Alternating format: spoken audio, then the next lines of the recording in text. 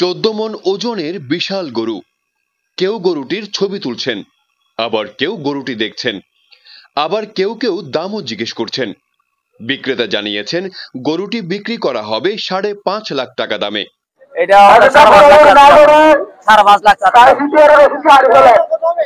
ওজন 14 মণ। এটি ছাড়াও আরো বেশ কয়েকটি বড় সাইজের বিভিন্ন দামের গরু তোলা হয়েছে রাউজানের ঐতিহ্যবাহী ফকিরহাটে। ছিল মহিষ ও ছাগলও। বাজারে ক্রেতা বিক্রেতার উপস্থিতি ছিল চোখে পড়ার মতো। তুলনামূলকভাবে কম বেচাকেনা হলেও অনেক ক্রেতা সাধারণকে দর কষাকষি শেষে ফিরে যেতে দেখা যায়। এটা কত দাম? কত? 270। অনেক দাম বলতেছেন, কমান। কি অবস্থা? মানুষের কমাতের মধ্যে রাখতে হবে।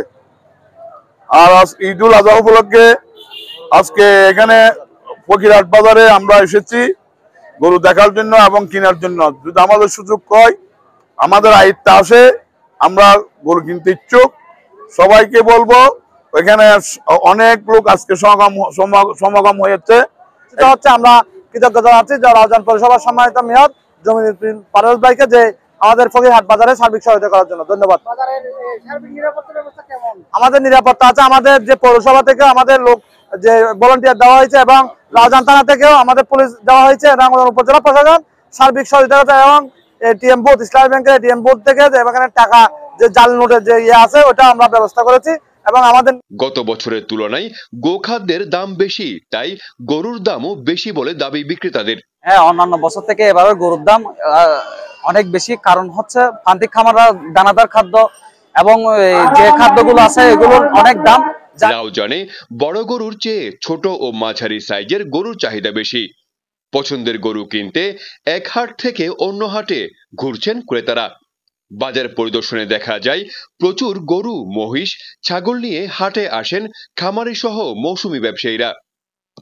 এছাড়া বিক্রির জন্য ছোট বড় গৃহস্থির গরু হাটে তোলেন কৃষকেরা।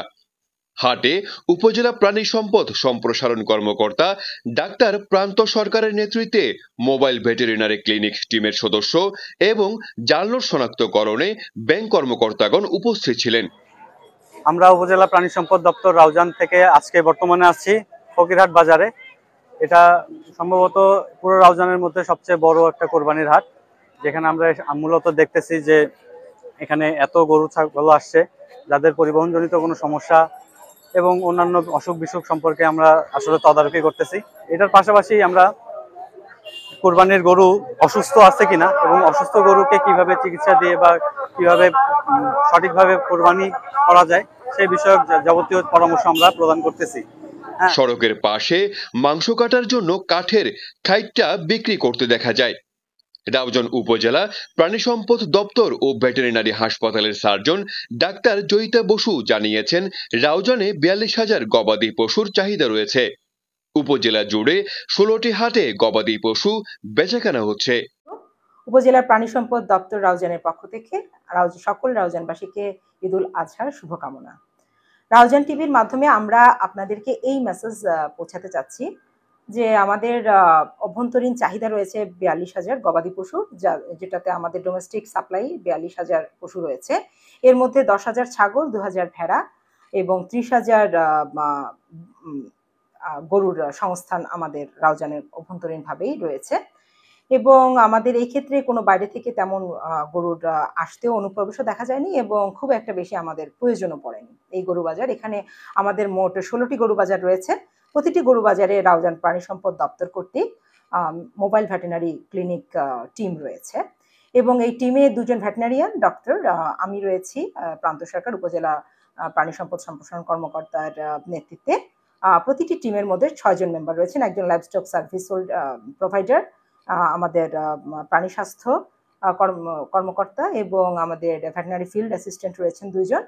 তো আমাদের এই টিমের সার্বিক কার্য পরিচালনাতে অসুস্থ গরু থেকে সুস্থ গরুগুলোকে পৃথকীকরণ মনিটরিং সেল, যেটা ডিজিজ অ্যাক্টে অসুস্থ গরু বাজারজাত করা অত্যন্ত বড় অপরাধ, এটা মনিটরিং করা হচ্ছে। দ্বিতীয়ত গরুর এই যে আসা যাওয়ার ধকলজনিত কারণে কোনো গরু যদি অসুস্থ হয়ে পড়ে তাকে সাময়িক চিকিৎসা দেওয়া, ব্যথানাশক এবং স্যালাইন, তাদের স্ট্রেস কমানোর জন্য গরমে বিভিন্ন রকম স্যালাইন জাতীয় ওষুধ সরবরাহ করা, মোবাইল ভেটেরিনারি ক্লিনিকগুলো সচেতনতার সাথে বিভিন্ন জায়গায় করছে এবং প্রতিটি গরু বাজারেই আমরা এই বিষয়গুলো তাৎক্ষণিক মনিটরিং সেলের অন্তর্ভুক্ত করতে পেরেছি।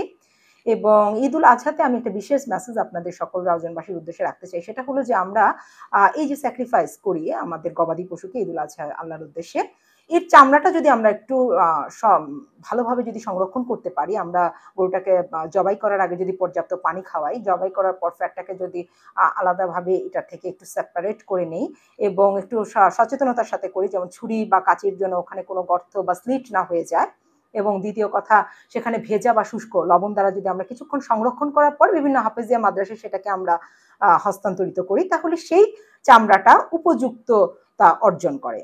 আমরা যেভাবে যদি কোনো ভেজা জায়গায় সেটাকে ফেলে রেখে দিই, দীর্ঘ সময় ফেলে রেখে দিই, তখন সেখানে একটা পিউট্রিফিকেশনের সৃষ্টি হয়, যার ফলে ওই চামড়াটা পরবর্তীতে ট্যানিং প্রসেসে আর হাইডে রূপান্তরিত হতে পারে না, মানে চামড়া শিল্পের ব্যবহার্য উপযোগী কোনো চামড়াতে সেটা পরিণত হতে পারে না।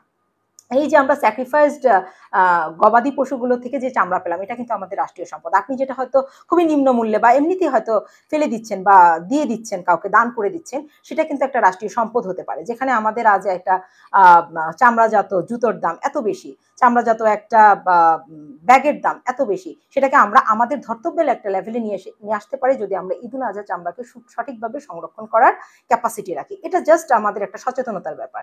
তো আমি রাউজানবাসীর উদ্দেশ্যে স্মার্ট রাউজানের আমাদের এমপি মহোদয় সবসময় এই ব্যাপারে অত্যন্ত সচেতন, এবং আপনারা স্মার্ট রাউজানবাসী হিসেবে আমি আপনাদের এই সচেতনতা সকলের নিকটে কামনা করি।